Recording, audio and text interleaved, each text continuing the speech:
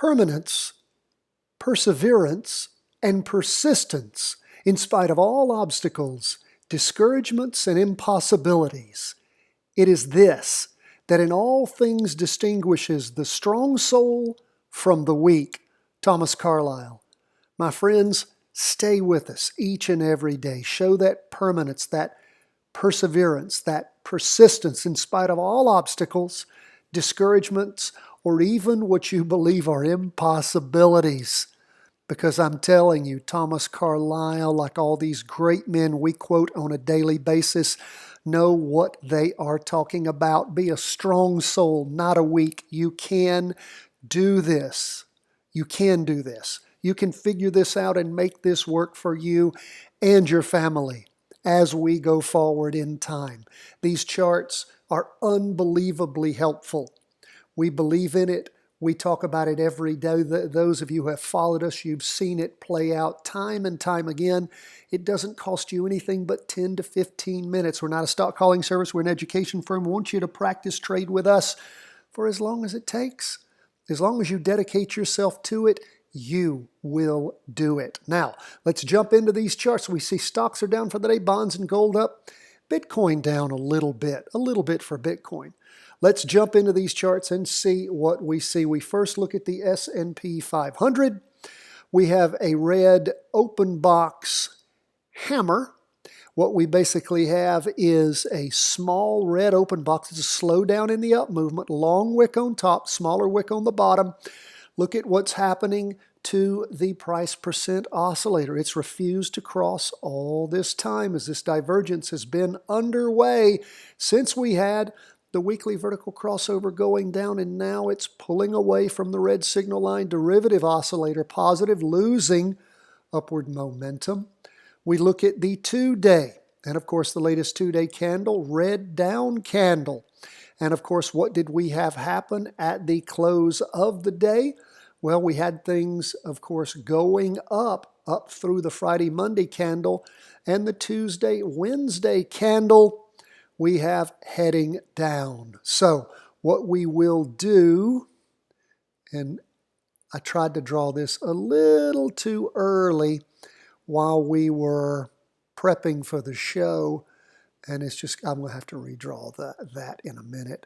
There we go. The problem is if you try to draw a trend line before the candle finishes drawing, it'll always do what it did. It'll divert over on you, which is a problem. So anyway, I fixed that, and we're going to move over the blue line over. That is the crossover line. And of course, now that we have that crossover going down on the 2-day chart, we'll add a 180 turn showing that it is going down. Now, what does that mean? Of course, it means that we're going in the direction of the weekly. That is a 2-day recross going down. We've talked about that. We'll see how it works this time. The last time didn't work so well. It crossed over and then immediately started losing energy and going back up. So those of you who practice traded at this time, see what you learned different than you did last time. Derivative oscillator is still positive. We had the same thing happen last time when we had things cross over. Again, it is smaller. What do we like to see? We like to see the derivative oscillator and price percent oscillator cross over in the same direction at the same time. Didn't happen today. Now, let's see if we can redraw there. I was worried that wasn't going to work for us. We will redraw the trend line on the 4-hour, or the, 195-minute, it's not actually 4 hours, the half-day chart. What do we see happening there? We saw a little sideways slide in the morning, lots of indecision, and then bounding over in the afternoon, hammering down much lower during the day. We see the price percent oscillator dropping over, derivative oscillator continuing to gain downward momentum. So again, we'll keep an eye on things on the S&P. Maybe the big reverse is underway. What's going on overseas is probably not helping the markets, but what kind of impact will it have long term?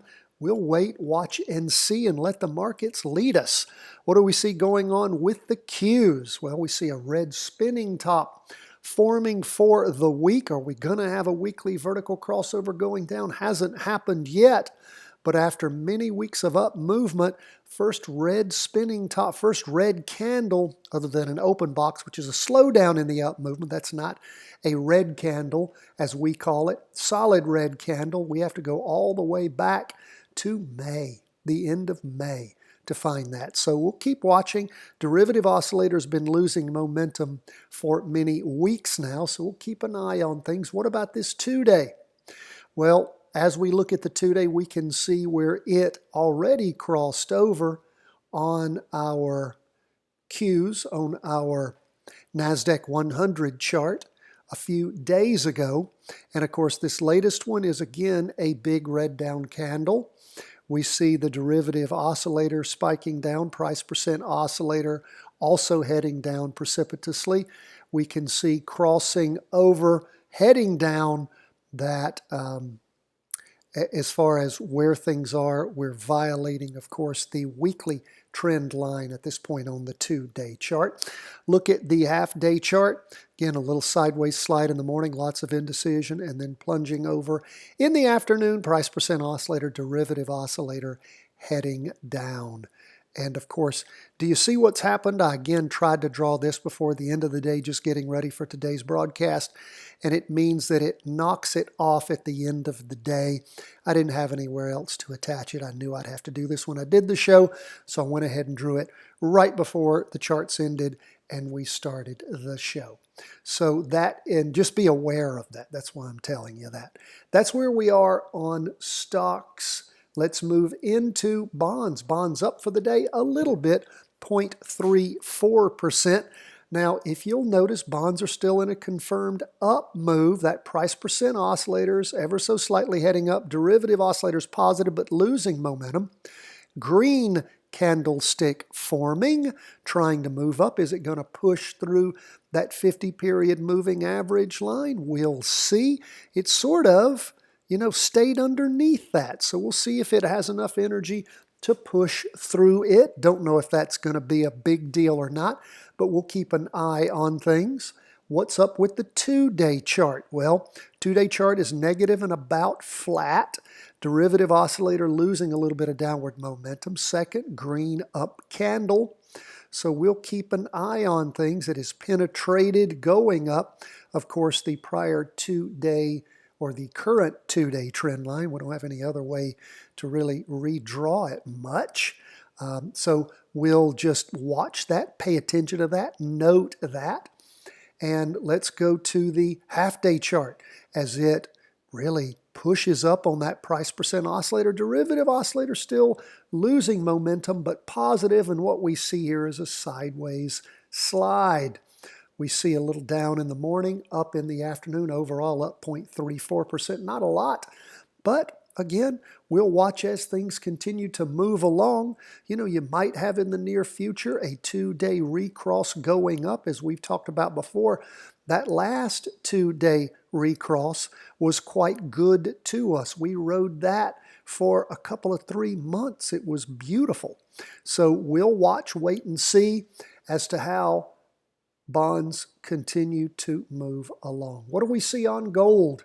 Gold up for the day a little bit, 0.9%. So again, not much, but we're seeing a little green candle for the week.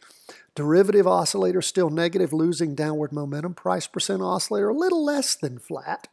We go to the 2-day chart, and we can see 4 days of nice up movement as far as the 2 candlesticks go. Derivative oscillator still negative, losing downward momentum. Price percent oscillator heading up. So that's good to see. Hasn't crossed yet. When it crosses, does it put us in any trading zone? No. Why? Because, of course, the weekly is in a confirmed down move. It would just be a crossover. So again, if that ends up being strong enough to pull that weekly over, then at some point we might have a weekly vertical crossover in the future. We'll wait, watch, and see. What about the half day? Of course, that's where you can see just this sideways slide for many days. Price percent oscillator still tracking up, derivative oscillator positive, losing upward momentum. That's where we are on gold, waiting for things to shake out. Lastly, let's take a look at Bitcoin, down for the day 1.51%. That would probably be a big deal if it were any of our other charts, but for Bitcoin, heck, it's not much at all. Bitcoin can move 15%, 8% is no big deal in a day, up or down. We see the derivative oscillator still gaining upward momentum, price percent oscillator still moving up. Haven't reached a higher high for the week yet. High so far 46,478, and last week 46,588. So we'll watch and see what Bitcoin is going to do. That weekly vertical crossover is in effect. We look at the 2-day, and again we just sort of see a sideways slide there underway. Not hitting a higher high over these last 2 days. Price percent oscillator and derivative oscillator reflecting that losing momentum. We go to the half day, and that's where you can see where things have peaked and sort of rolled over. They started crossing over, moving down back on Monday, the 16th, and things just sort of slid sideways and losing some of that momentum. So, again, weekly vertical crossover still in effect. We'll see what Bitcoin does, particularly with all this turmoil in the world. How is that going to affect Bitcoin? Will it be good for it? Will it be bad for it? Will it have no effect? We'll watch and see, and I hope that those of you who are again interested in tracking Bitcoin are making notes on these kinds of things, seeing how world turbulence, how things reacting in the marketplace act upon Bitcoin. If you're interested, just food for thought. That's where we are, folks, as we end the day, go into Thursday. Thank you so much for being with us. Appreciate all the book orders. Appreciate the Patreon support. We always love to hear from you. Have questions, problems, concerns, don't hesitate to reach out to us. CW@chartingwealth.com.